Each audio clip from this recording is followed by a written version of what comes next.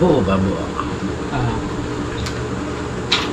Ayan, ito yung bagong ginawa natin. Pina-repair lang naman. Ito yung mga gawa natin noon pa.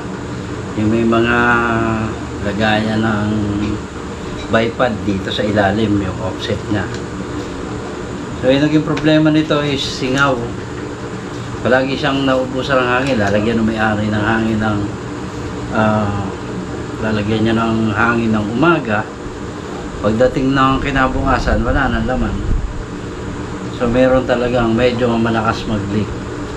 So itong laman niya ngayon, yung hangin niya, makikita nyo halos 3,000 PSI yung laman ng main tank.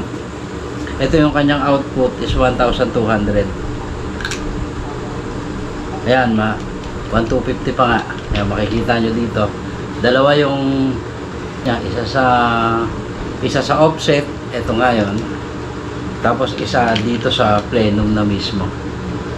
So dito 1,250. Yan yung output niya as of now. Binabaan kasi natin to, dati nasa 1,800 ito.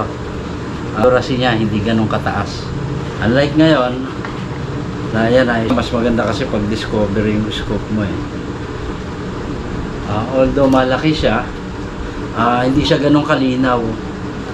Tama lang siya pang mga 30 meters, 40 meters yung maximum. Tama lang siya ng ganon. So, pang hunting na. So, yung nagtatanong sa akin regarding sa offset, ito yung offset, no?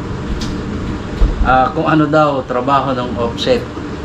Unang-una, yung trabaho na is para mabalance yung dalawang magkaiba ng position or direction. Kailangan niyang balansehin yon o pagtapatin in a straight line. So yung dalawang magkasalang bagay, yung hindi straight like ito, kapag nilagyan mo siya sa ilalim dito, yung dapat ay nandito sa baba yung kanyang ano. So offset yung kailangan mo dyan para maging straight din siya, maging balance. So ganun yung trabaho ng offset. At saka siyempre, since ito ay mas malaki yung tank, kailangan mo ng offset para dito naman siya maging line siya sa barrel, ganyan, kasi hindi siya pa pwede itaas. So yun, yan yung trabaho ng offset. Yung original na tank niya is dito lang naka-align sa kanya. So pag naglagay ka ng offset, yung tank mo parang ibinaba mo tong dulo. Ito yung tank mo, tapos dito naka-align siya. So kaya gumagamit tayo ng offset.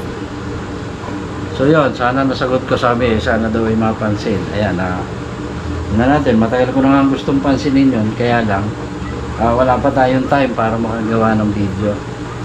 So itong airgun ito, kasama yung hand pump, pinagawa niya kasi nga yung isang hand pump talagang, dalawa yung hand pump na yan.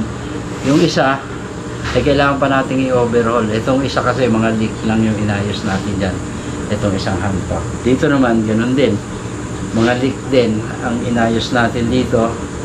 Nagpalit tayo ng o-ring na talagang sinukat na natin maigi ng mabuti, kasi pangalawang balik na yun sa akin na talaga naman naubusan ng hangin. Ngayon, unlike ngayon na halos 2 weeks na yan na hindi nagbabago yung laman, so pwede na. Kagaya yan, almost 3,000 PSI. Hindi ko naman talaga rin pinuno yan ng 3,000 PSI nung nakaraan, talagang kulang sa 3,000. So ngayon, gano'n na yung yun na, hindi na nagbabago yung laman niya. So pwede na siyang bitbitin kahit saan. Saka mahirap naman talaga magbomba sa hand pump pag lalagay mo dito. Mataas na yung pressure niya. Pagkatapos, ayun nga, sisingaw lang. Pagdating mo sa hunting site, umaasa ka na yung nilagay mong hangin nandun pa, yung pala wala na. So naintindihan natin yung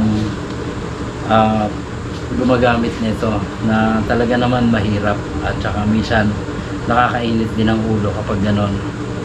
So iniayos na natin siya at yun na, sa ngayon garantisado na magagamit niya na ito ng maayos. Isiro niya lang na maayos kasi hindi na natin na-isiro yung scope, kasi nga hindi natin hawak yung oras. Sa ngayon medyo busy tayo at marami tayong ginagawa aside from talaga. Yung mga bago tayong inuumpisahang business, kailangan natin mag-concentrate. At sa ngayon nga, nag-undergo pa tayo ng training para, yun nga yung sabi nila, aralin, pag-aralan para matutunan. Kasi yan ang, hindi ko matandaan kung saan ko nakakita yung vlog na yun. Kailangan pag-aralan, aralin mabuti para pagdating doon sa field ng business, nandun ka na, hindi ka nangangapa at kayang-kaya mo nang gawin kasi naaral mo na. So hanggang dito na lang at maraming salamat.